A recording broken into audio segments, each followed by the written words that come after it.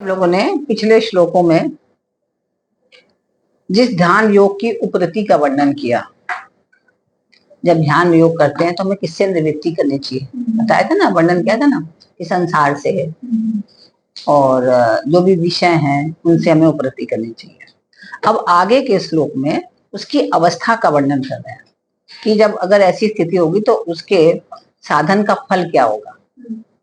अब हम लोग अध्याय 6 के 27वें श्लोक में प्रवेश कर रहे हैं।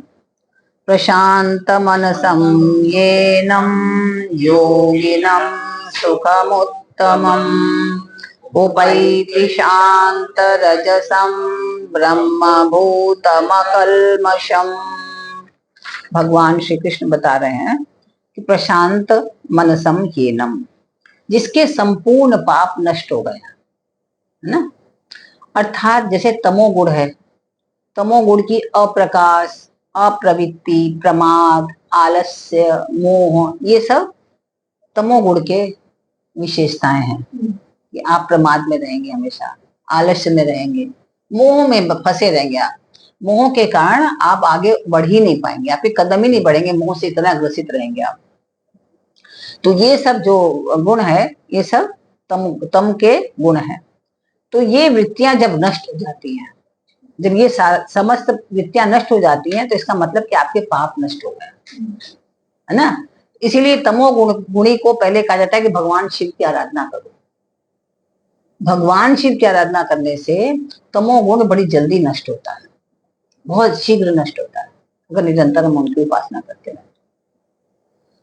तो ये वृत्तियां जब नष्ट हो जाती हैं तो ऐसे योगी को यहाँ कहा है कि अकल्मषम, कि जो उसके अंदर का जो कल्मश है ना, वो नष्ट हो गया उसका। इसलिए जब कल्मश नष्ट हो गया तो पाप नष्ट हो गया, क्योंकि जब आपका पाप जागृत होता है तभी आप नींद में पड़े हुए हैं, अलसाए पड़े, काम ही नहीं कर पा। आप सोच रहे कि मैं चाहता तो हूँ करना, लेकिन मैं पता नहीं कि मैं कर ही नहीं पा रहा हूँ। मेरी इच्छा तो है कि मैं वहां जाऊं लेकिन उठ ही नहीं पा रहा हूँ। क्यों है? प्रमादवश, आलस्यवश। जब क्योंकि तमोगुण की जब जागृति हो जाती है, पाप की बढ़ जाता है, तब ऐसा ही स्थिति होती है। इसको बताया गया है यहाँ पर अकल्मष। और जिसका रजोगुण, और रजोगुण की लोभ प्रवृत्ति, रजोगुण की क्या होती है? लोभ प्रवृत्ति होती है। ये भी मिल जाए, लोभ कि थोड़ा सा लोभी हो जाता है ना, वो धन मिले तो और मिल जाए, ये चीज मिले तो और मिल जाए, ये और की इच्छा होने लगती है, इसकी लोभ की प्रवृत्ति होती है। और हर समय वो बैठ नहीं पाता, नित्य नए कर्मों में लगा रहता है। अभी एक काम पूरा हो गया, अब चलो दूसरा काम करें, वो बैठ नहीं पाएगा, निरंतर किसी न किसी कार्य में लगा रहेगा। तो जब तुम निरंतर लगे ही रहोगे तो शांति कब प्राप्त करेंगे आप, है ना।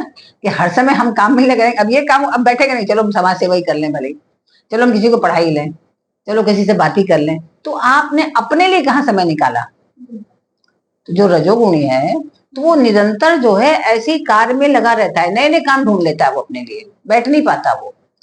और क्या होता है, तो इसके कारण उसके अंदर हमेशा अशांति रहती है, शांति नहीं रह पाती। क्योंकि आप अगर एक काम नहीं मिला आपको तो आप बेचैन होने लगे कि भाई हम फालतू नहीं बैठ सकते, हमें कुछ चाहिए, है ना।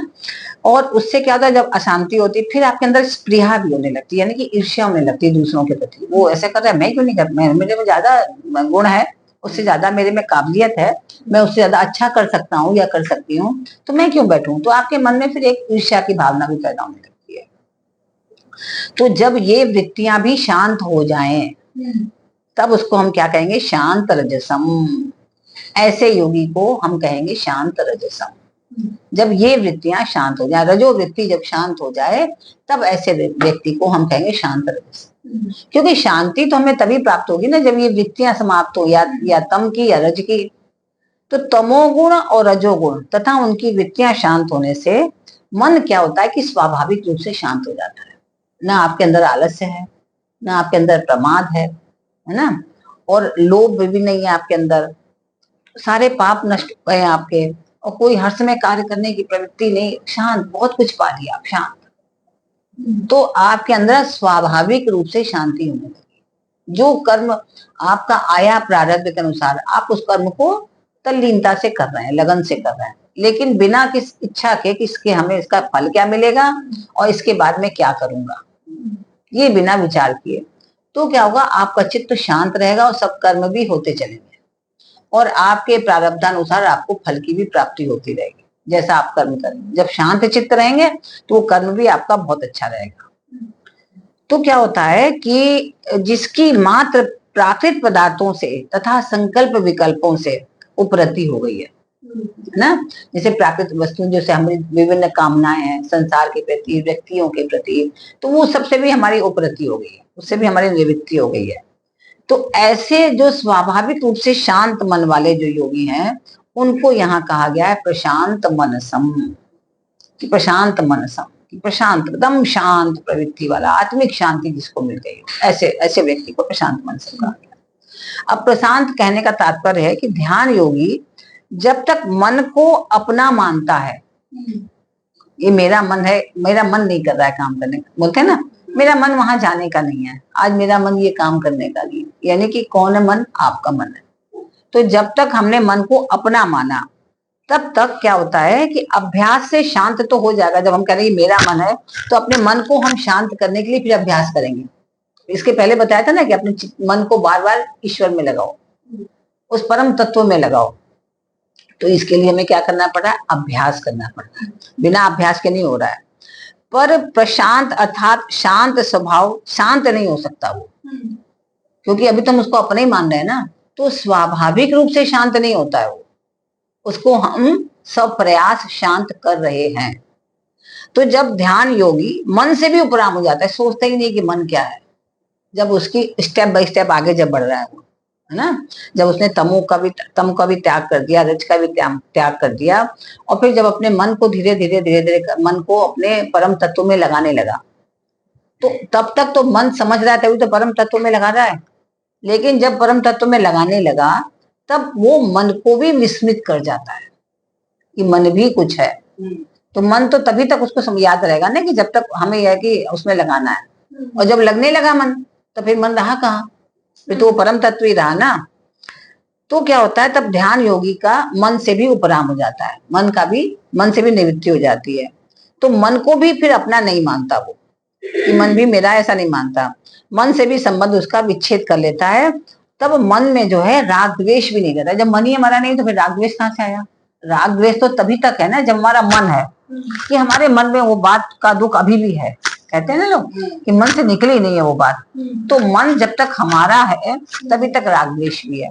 जब मन ही हमारा नहीं रहा, तो राग द्वेष भी नहीं रहा, वो चीज समाप्त हो गई।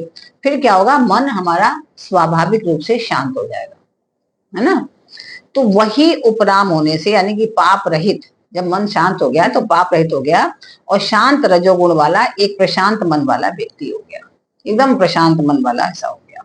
सुख मुपैतु, इसका मतलब है कि योगी सबसे उपराम हो गया, कि उसको तम भी खत्म हो गया, रज भी कम हो गया, मन भी उसने मन से भी अपनी सारी निकाल दिया कि मेरा मन है। अब उसको उत्तम सुख की खोज नहीं करनी, क्योंकि वो खुद ही सर्वोत्तम हो गया। अब उसको कोई नहीं, उसको खोजने की जरूरत है। उस सुख की प्राप्ति के लिए उद्योग, परिश्रम आदि उसको कुछ करने की जरूरत नहीं है, परंतु वह उत्तम सुख उसको स्वतः स्वाभाविक रूप से प्राप्त हो जाता है, क्योंकि उसने मन को भी अपना नहीं माना और ब्रह्म परम तत्व में तल्लीन हो गया, इसलिए वो उसी को प्राप्त हो गया।